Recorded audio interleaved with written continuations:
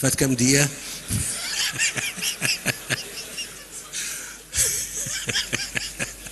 كل 15 ثانية في مولود ربنا يزيد ويبارك يعني. كل ايه؟ يعني كل دقيقة 4. لو احنا بنتكلم بقى لنا 10 دقايق في 40 ضيف جداد جم كده يعني. فارجع تاني اقول ما انتوا بتتكلموا او احنا بنتكلم على في بلدنا مصر.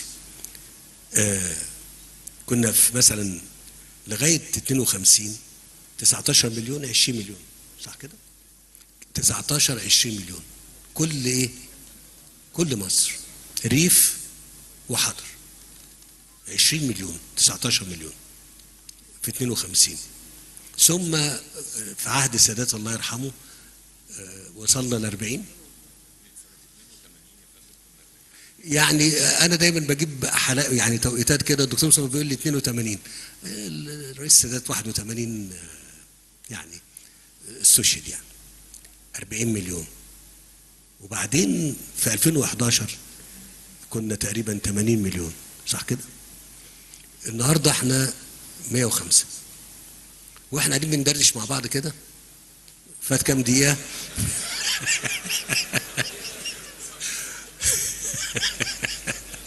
كل 15 ثانية في مولود ربنا يزيد ويبارك يعني.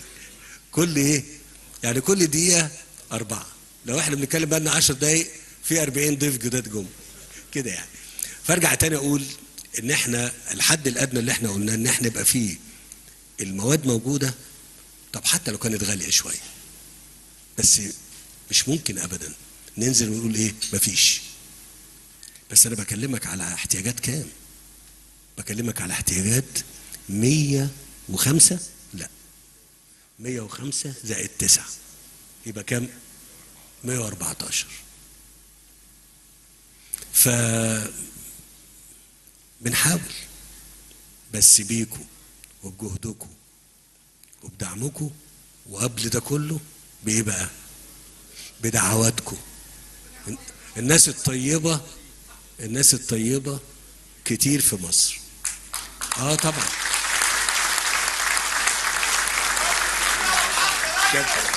متشكر جدا.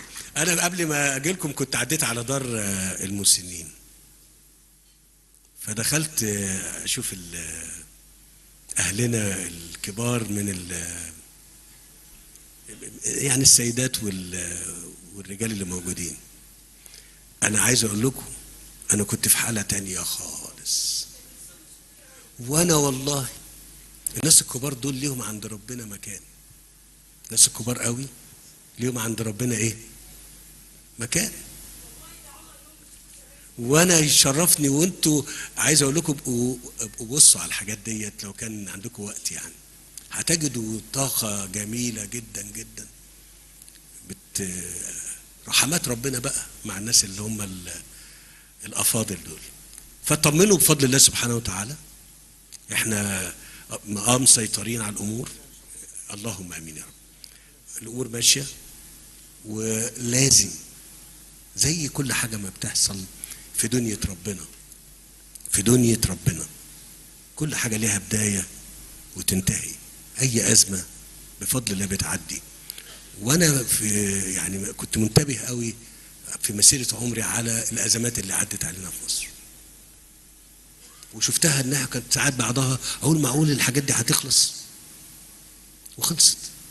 فاللي احنا فيه ده بفضل الله سبحانه وتعالى وبفضلكم مع بعض يعني هنعدي من كل الازمات اللي موجوده وحالنا يبقى احسن.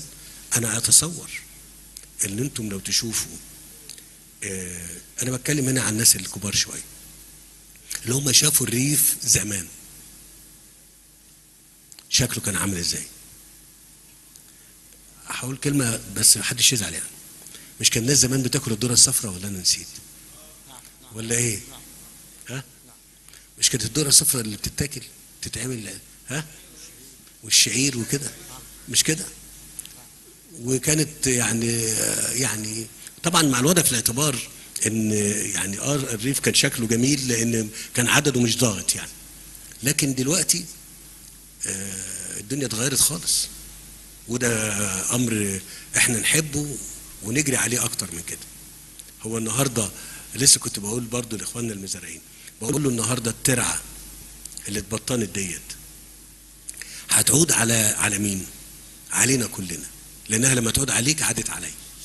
بينما انت سعيد انا مبسوط، مفيش كلام. والا يبقى انا مش منكم.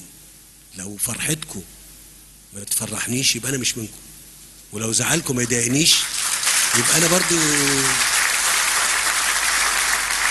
امال احنا